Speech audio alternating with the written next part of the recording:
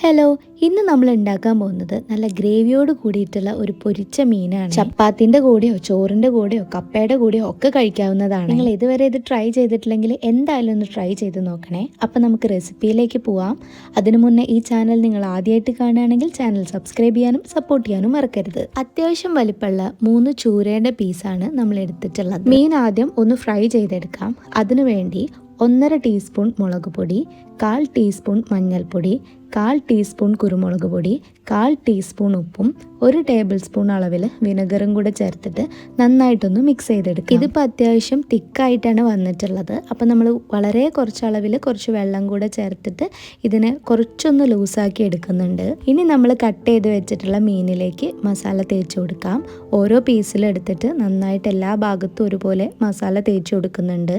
മസാല തേച്ചതിന് ശേഷം നമുക്കിതിനെ ഒരു 15 മിനിറ്റ് ഒന്ന് റെസ്റ്റ് ചെയ്യാൻ വെക്കാം.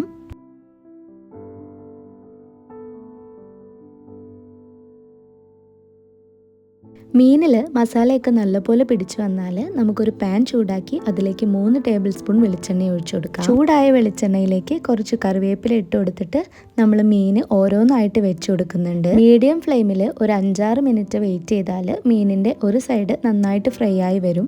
അങ്ങനെ 2 സൈഡും നമുക്കൊന്ന് മുരിയിച്ചെടുക്കാം.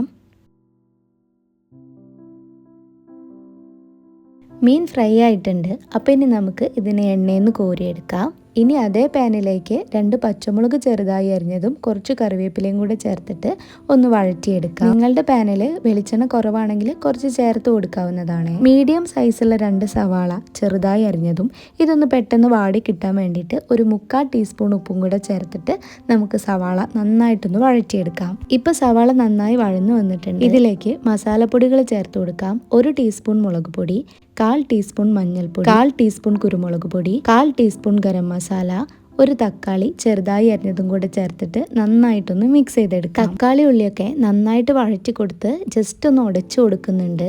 ഇനി നമുക്ക് ഇതിനെ ഒരു 2-3 മിനിറ്റ് ഒന്ന് അടച്ചു വെച്ച് വേവിക്കാം. അപ്പോഴേക്കും നമ്മുടെ ഗ്രേവി നല്ല പോലെ സോഫ്റ്റായി അതിന്ന് എണ്ണയൊക്കെ തെളിഞ്ഞു വന്നിട്ടുണ്ടായിരുന്നു. ഇനി ഇതിലേക്ക് 2 ടേബിൾ സ്പൂൺ അളവിൽ നല്ല പുളിവെള്ളം കൂടെ ചേർത്തിട്ട് ഇതിനെ നന്നായിട്ടൊന്ന് മിക്സ് ചെയ്തെടുക്കാം. പിന്നെ ഇതിലേക്ക് ചേർത്ത് കൊടുക്കുന്നത് 2 ടേബിൾ സ്പൂൺ അളവിൽ നല്ല കട്ടിയുള്ള തേങ്ങാപ്പാലും കൂടിയാണ്.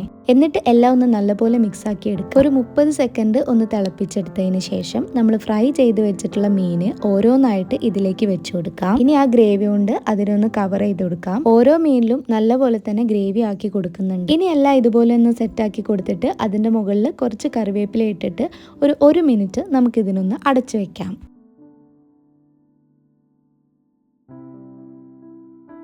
മീനിൽ ആ ഗ്രേവിയൊക്കെ നല്ല പോലെ പിടിച്ചിട്ടുണ്ടായിരിക്കും. അപ്പോൾ ഇനി ജസ്റ്റ് ഇതിനൊന്ന് തിരിച്ചിട്ട് കൊടുക്കുന്നുണ്ട്.